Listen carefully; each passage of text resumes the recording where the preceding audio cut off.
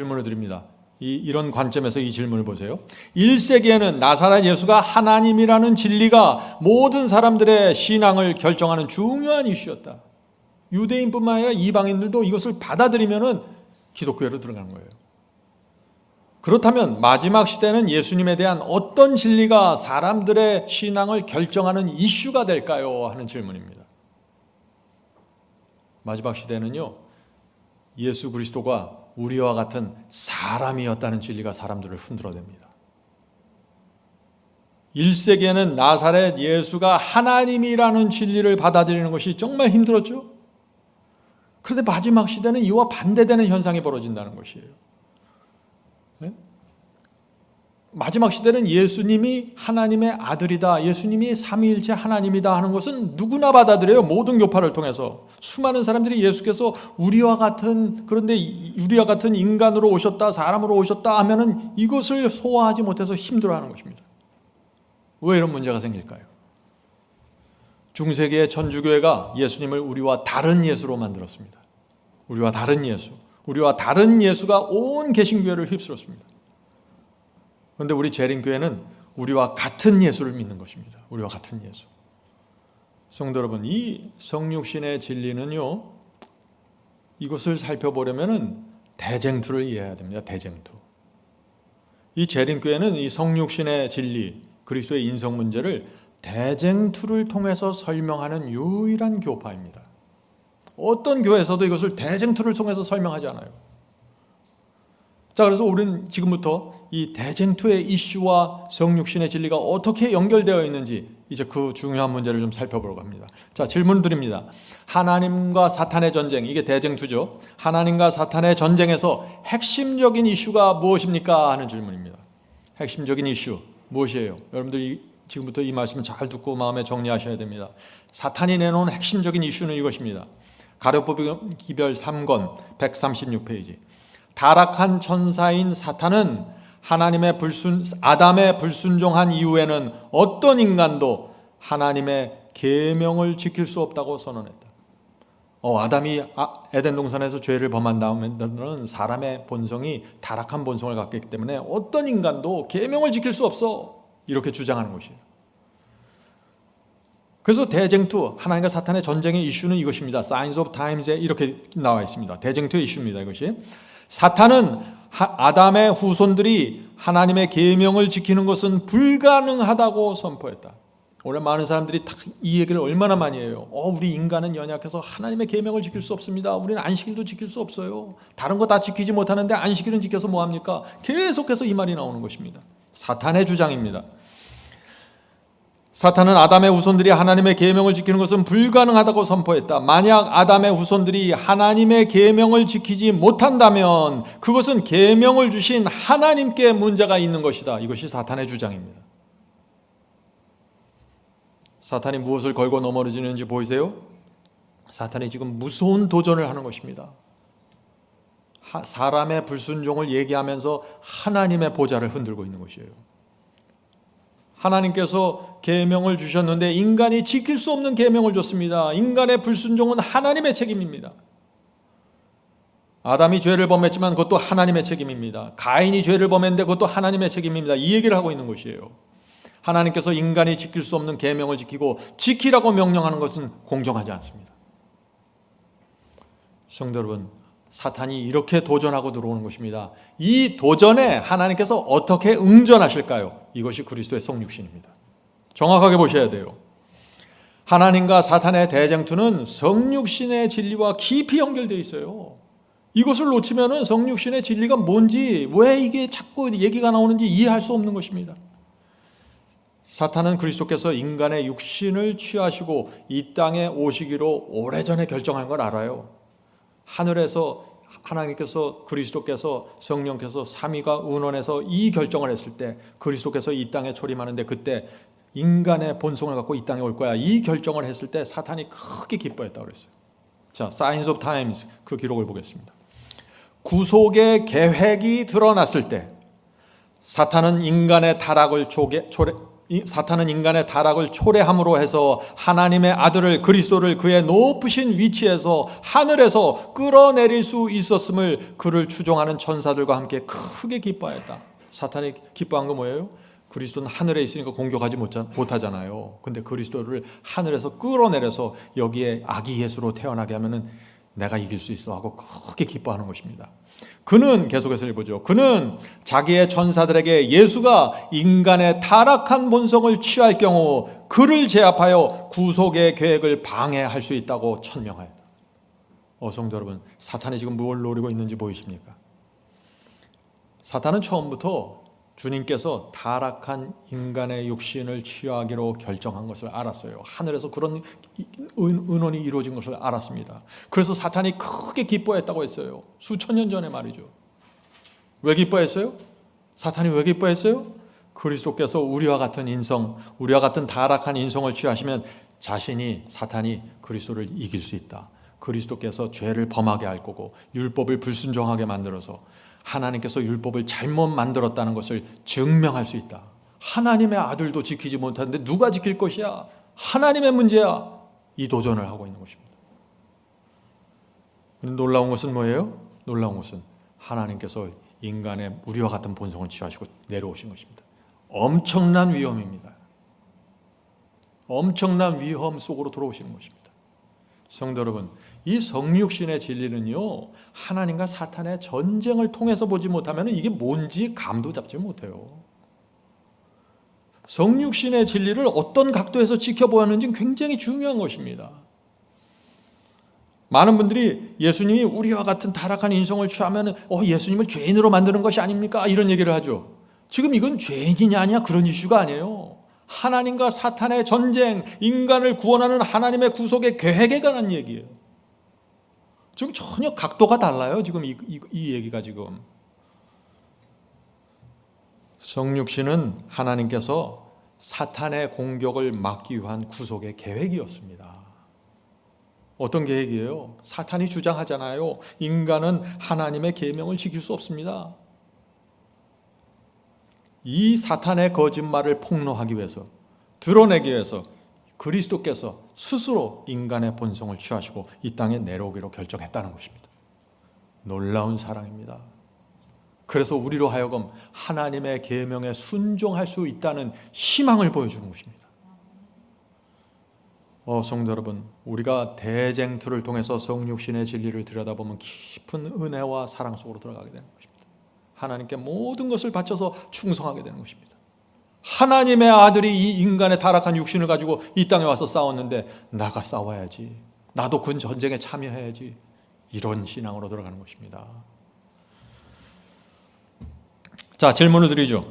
만약, 이 질문도 중요합니다. 만약 그리스도께서 우리와 같은 인성이 아니라, 우리 같은 사람의 인성이 아니라 조금이라도 다른 인성을 갖고 이 땅에 오셨다면 사탄이 가만히 있었을까요? 하는 질문입니다.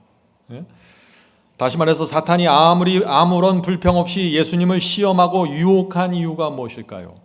만일 사탄이 그리스도의 성육신이 인성이 우리 인간과 비교해서 조금이라도 우월했다면 사탄이 가만히 있었을까요? 예수님의 인성이, 성육신이 우리보다 우월하고 우리보다 덜 시험받고 우리보다 승리하기 쉬운 그런 육신을 받고 이 땅에 오셨다면 사탄이 입을 닫고 가만히 있었을까요? 하는 질문이에요. 어떻게 생각하세요? 가만히 있지 않았겠죠. 성도 여러분, 사탄이 그리스도의 성육신에 대해서 침묵했습니다. 예수님 그런 육신을 갖고 오시면 안 됩니다. 그건 반칙입니다. 그런 얘기 하나도 성경에 없어요. 성경 어디에도 그리스도께서 사람의 아들로 이 땅에 오셨다는 사실에 대해서 사탄이 불평하는 장면은 없습니다. 사탄은 예수께서 우리와 같은 인간 본성을 취하시고 이 땅에 오신 사실에 대해서 오히려 기뻐했다고 했어요. 왜? 사탄은 지난 4,000년 동안 이런 육신을 갖고 있는 사람들을 수없이 무너뜨리고 짓밟았고 승리했기 때문이죠. 자신이 있었어요. 그래서 초기문지 151페이지에 이런 말씀이 있는 것입니다. 초기문지 151페이지. 사탄은 인간의 타락을 인하여 하나님의 아들 높은 지위에서 끌어내릴 수 있음에 대하여 그의 천사들과 기뻐하였다. 사탄은 그의 전사들에게 예수께서 타락한 인간의 성정을 취하시면 자기가 예수를 이길 수 있게 될 것이며 그로 인해 구속의 경륜을 이루지 못하도록 할 수 있다고 했다. 분명하죠? 그리스도의 성육신은 구속의 계획에 대한 이슈예요. 이것은 예수님이 죄인의 본성으로 왔냐 안 왔냐 이거 따지는 진리가 아니에요. 예수께서 우리와 같은 본성을 갖고 인간의 본성을 갖고 이 땅에 오셔서 단 하나라도 율법을 범하고 단 하나라도 순종하지 못하면 어떻게 돼요? 사탄이 이기는 것입니다. 하나님께서 율법을 잘못 만드신 것입니다. 하나님과 사탄의 전쟁에서 이 사탄은 큰 승리를 거두면서 온 하늘을 향해서 하나님을 조롱하게 될 것입니다. 그 이슈가 달려있는 것이에요. 그래서 시대의 소망 24페이지에 이런 말씀이 있는 것입니다. 계속해서 보세요. 지금 예언의 시는 계속해서 대쟁투의 각도에서 지금 이 성육신의 진리를 다루고 있습니다. 시대의 소망 24페이지. 사탄은 하나님의 율법은 인간을 순종할 수 없다고 주장한다. 그것이 사탄이 수천 년 전부터 이 주장을 해오는 것입니다. 인간은 율법에 순종할 수 없어. 사탄의 거짓말이라는 것입니다. 자, 계속해서 보죠. 사탄은 하나님의 율법을 인간은 순종할 수 없다고 주장한다. 예수께서는 이 기만을 폭로하셨다. 어떻게 폭로하셨어요? 성육신의 진리를 통해서 폭로하셨다는 것입니다. 주님께서는 우리처럼 인간이 되어 순종의 모범을 보여주신 것이다. 그러기 위하여 그는 스스로 우리의 본성을 취하시고 인생을 체험하셨다. 그래서 히브리서 2장 17절에 이런 말씀이 나오는 거죠. 그러므로 저가 그리스도께서 범사의 형제들과 같이 되심이 마땅하도다. 만일 우리가 무엇이든 예수께서 당하지 않으신 것을 담당하게 된다면, 예수께서 당하지 않은 시험과 유혹을 우리가 담당하게 된다면 그걸 가지고 사탄은 하나님의 능력이 인간을 위하여 충분하지 못할 것이라는 주장을 할 것이다. 예수는 인간이 당면하는 모든 시련을 당하고 이기셨다. 그는 우리가 자유로이 받아서 사용할 수 없는 어떤 능력도 자기 자신을 위하여 사용하신 일이 없다. 하나의 인간으로서 그는 유혹을 대면했고 하나님께서 주신 힘으로 그것을 이겼다. 우리도 인간으로서 유혹을 대면하는 것이고 하나님께서 주신 힘으로 이기는 것입니다. 그래서 우리가 말씀을 읽고 성령께 간구하는 것입니다. 성도 여러분, 이 성육신의 진리는 분명합니다. 그래서 이 예수 그리스도의 성육신 때문에 우리도 승리할 수 있다는 희망을 갖게 된 것입니다. 자, 예수님은 단 하나의 죄를 범하지 않으셨지만 우리는 어때요? 우리는 죄를 범했을지라도 용서받을 수 있는 길이 열려 있습니다. 십자가의 보혈이 준비되어 있는 것입니다. 예수님을 위해서는 단 하나의 보혈도 없었습니다. 중보자도 없어요. 예수님은 단 하나의 죄면 끝나는 것입니다. 그런데 우리에게는 무한히 용서의 길이 열려져 있는 것입니다. 이것이 은혜입니다. 이것이. 성도 여러분, 우리는 그래서 이 주님의 보혈을 붙잡고 예수님의 승리를 바라보면서 계속해서 승리를 향해 전진해야 되는 것입니다. 아무도 우리는 지킬 수 없습니다 이런 말을 하면 안 돼요. 그건 사탄이 하는 말을 지금 되풀이하는 것이에요. 성도 여러분, 오늘 말씀만으로 이 성육신의 진리가 충분히 하지 않은 분들은 성육신 말씀에 대한 시리즈가 준비되어 있죠. 설교 후에 본 영상 댓글 상단에 저희가 링크를 올려놓겠습니다. 성육신 시리즈 말씀 전체가 하나의 시리즈로 준비되어 있습니다. 꼭 한번 이번 기회에 다시 한번 말씀을 되짚어 보길 바랍니다. 자, 질문을 드립니다. 마지막 시대에 하나님께서 인도하시는 이 백성의 특징이 무엇인가? 이 질문입니다. 어떤 분들은 마지막 시대 하나님의 백성 14만 4천은 예수께서 하나의 죄도 범죄하지 않고 완전한 승리를 했으니까 이 14만 4천도 하나의 죄를 범죄하지 않고 완전한 승리를 해야 된다 이렇게 주장하는 분들이 있는데 저는 그런 말을 동의하지 않습니다. 예수님처럼 죄를 하나도 범하지 않는 사람은 지구 역사에 예수님 한 분 외에는 없어요. 완벽한 승리를 거둔 사람은 없습니다. 그래서 바울이 로마서 3장에 이렇게 말씀하신 것입니다. 로마서 3장 23절. 모든 사람이 죄를 범하였음에 하나님의 영광에 이르지 못하더니. 모든 사람이 죄를 범했어요. 자, 그렇다면 마지막 시대 그 성도들의 특징이 무엇인가? 자, 각 시대 대쟁투를 보면은요, 7장 이후에 그 야곱의 환난 때에 하나님의 백성의 모습이 나옵니다. 7장 때는 뭐죠? 은혜의 시간이 끝난 것입니다. 짐승의 표 환난이 일어나고 온 세상에 복음이 전파되면서 이 전 세계가 알곡과 가라지로 완전히 나눠지죠. 복음을 받을 짐승의 표를 받는 사람과 짐승의 표를 거절하는 사람들로 완전히 나눠집니다. 이렇게 나눠지면은 그것이 복음이 세상 땅 끝까지 전파된 것입니다. 모든 사람의 운명이 결정된 것입니다. 그때 은혜의 시간이 끝나면서 7장이 시작되고 야곱의 환난이 시작된다 하는 것입니다. 자, 그렇다면은 이 야곱의 환난 때 하나님의 백성들의 특징이 정확하게 나옵니다. 이 사람들이 어떤 신앙과 경험을 갖고 있는 사람들인지. 자, 읽겠습니다. 대쟁투 618, 619페이지입니다. 하나님의 백성들이 범죄한 거에 대해서 사탄이 비난함으로 주님께서는 그들을 끝까지 시험하도록 사탄에게 허락하신다. 자, 이것이 어떤 장면이에요? 은혜의 시간이 끝났어요. 하늘 성소에 중보자가 없습니다.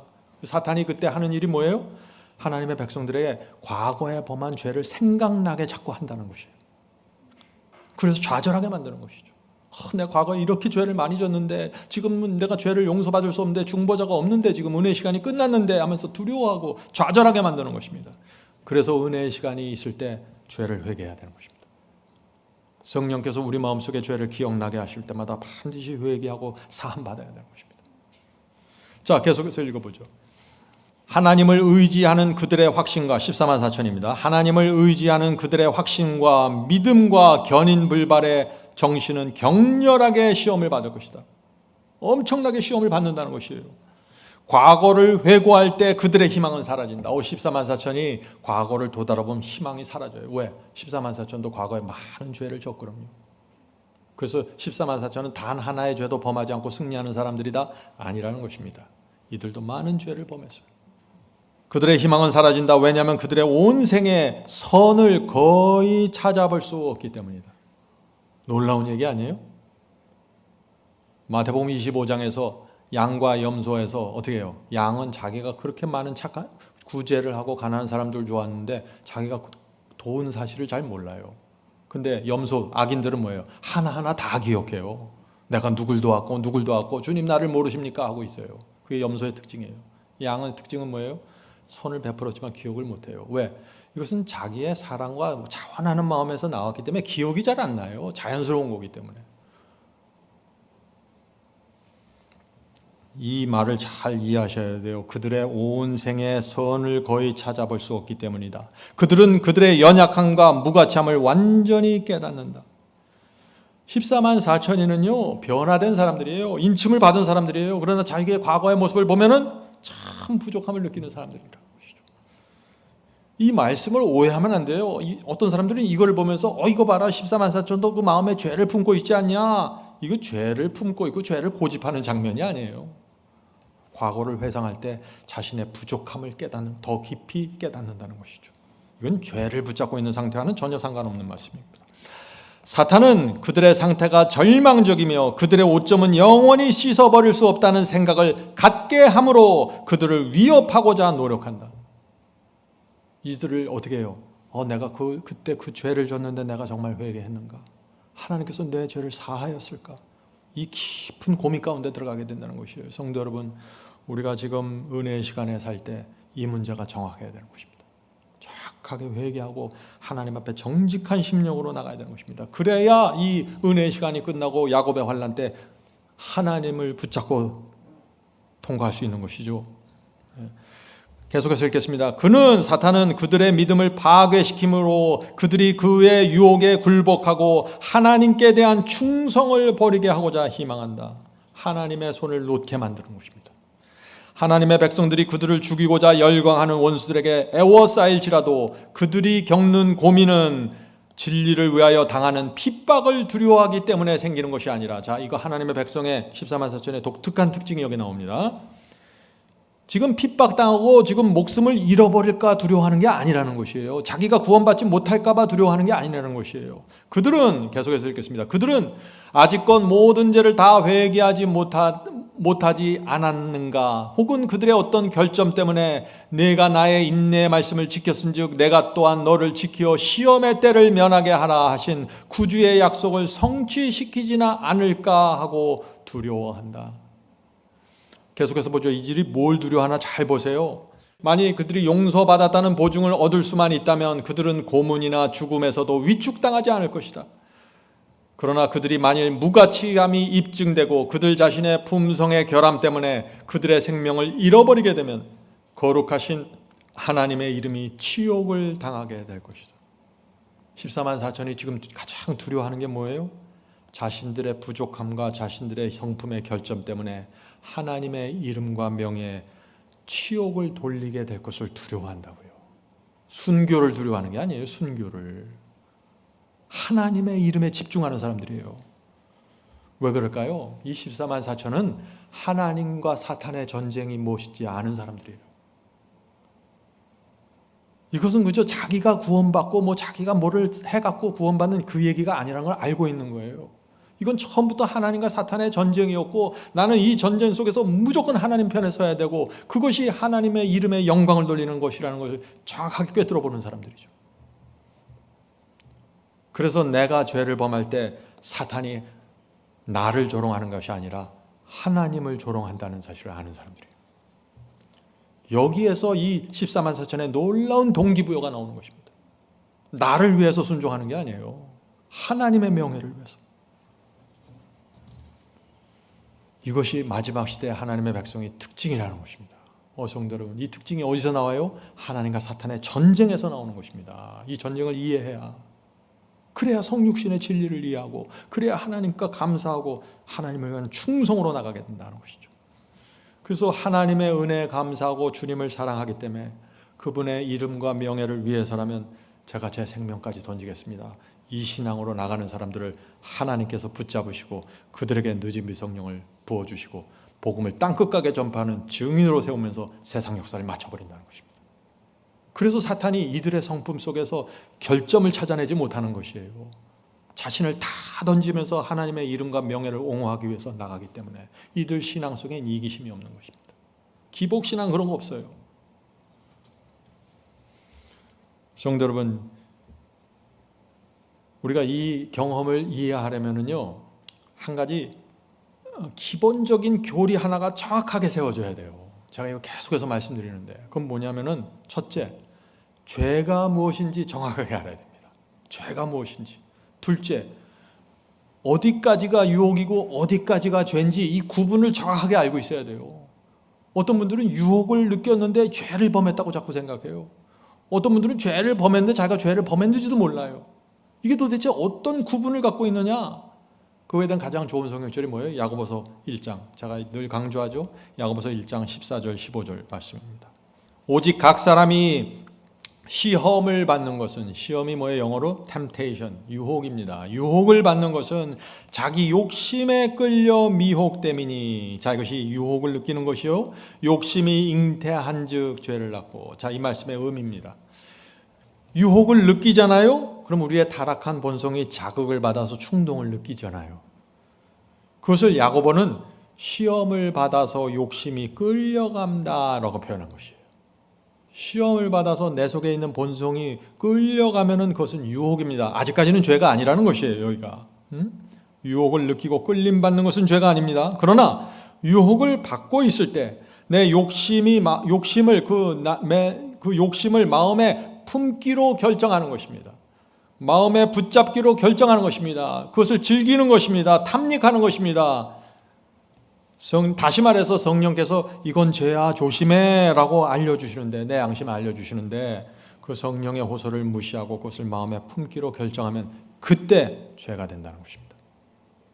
유혹이 언제 죄가 되는지 보이시죠? 이게 정확해야 된다는 것입니다. 이것이 정확해야 승리를 말할 수가 있는 것이에요. 제가 늘 얘기하는 것처럼 다윗이 밧세바가 목욕하는 것을 보고 있을 때 유혹을 느꼈죠. 네. 성령께서 다윗의 마음에 돌아서라 호소했습니다. 여기까지는 죄가 아니라는 것입니다.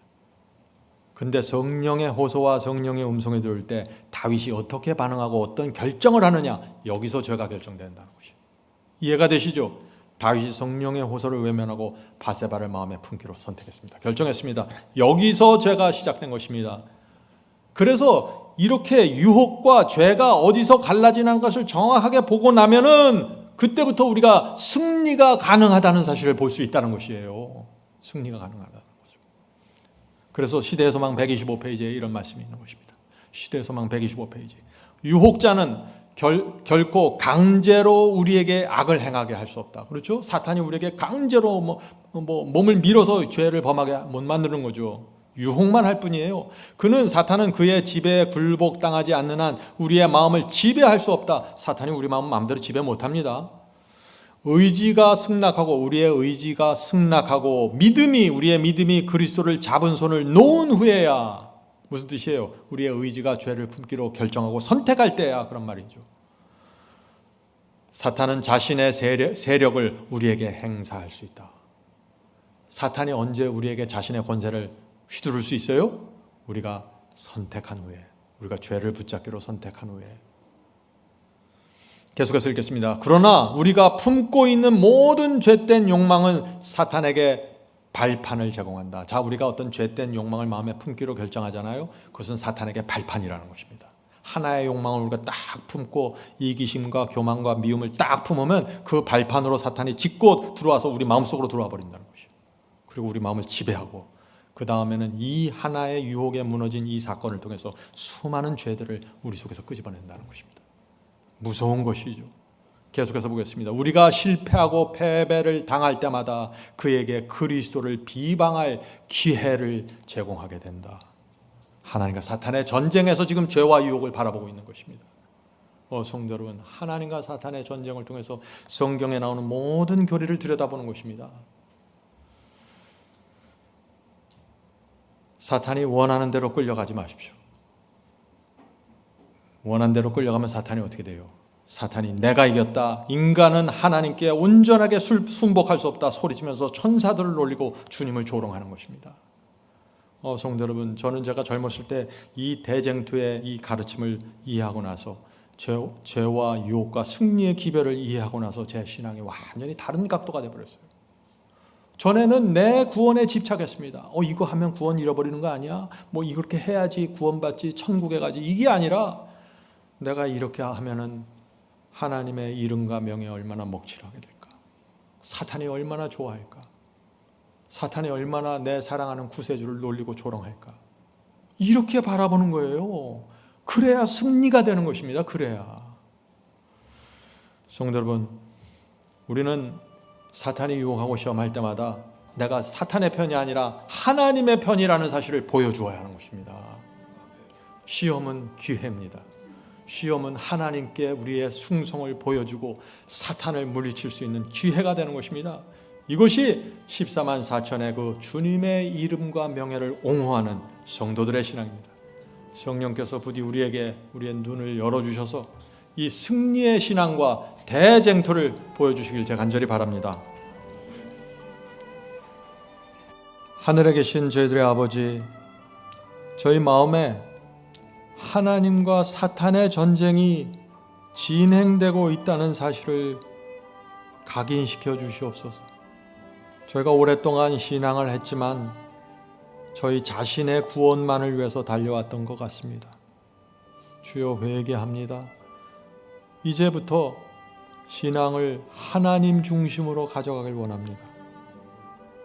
오랜 세월 동안 하나님께서 사탄과 싸우셨고, 그 전쟁 때문에 그리스도께서 이 땅에 내려와서 인간으로 사셨고 십자가에 달려 죽으셨습니다. 엄청난 하늘의 희생이 이루어졌습니다. 이제 저희도 하나님과 사탄의 전쟁 속에 들어가 하나님의 편에 견고하게 서기를 원합니다. 주여, 도와주시옵소서. 잊지 않도록 지켜주시옵소서. 하나님의 사랑과 희생이 무엇인지 저희가 깨달아 알 수 있도록 도와주시옵소서. 너무나 이기심에, 내 중심의 생각에 쩔어 살아서 도무지 하나님을 생각하지 못하는 사람들이 많이 있습니다. 주여, 이제 저희가 회개하오니 저희의 신앙의 중심에 하나님이 계시고 하나님의 편에 서는 것을 저희 인생의 목표로 삼고 살 수 있도록 도와주시옵소서. 하늘에 계신 아버지, 오늘 함께 모여서 기도하는 저희 교회 교우들에게 함께하여 주셔서 정말 이제부터는 신앙의 그 동기가 내가 아니라 하나님과 사탄의 전쟁에서 하나님의 명예를 위해 살겠다는 것이 동기가 될 수 있도록 도와주시옵소서. 그래서 저희가 승리를 이해하고 주 그리스도의 모본을 보면서 살아갈 수 있도록 도와주시옵소서. 예수님의 이름으로 간절하게 기도드립니다. 아멘.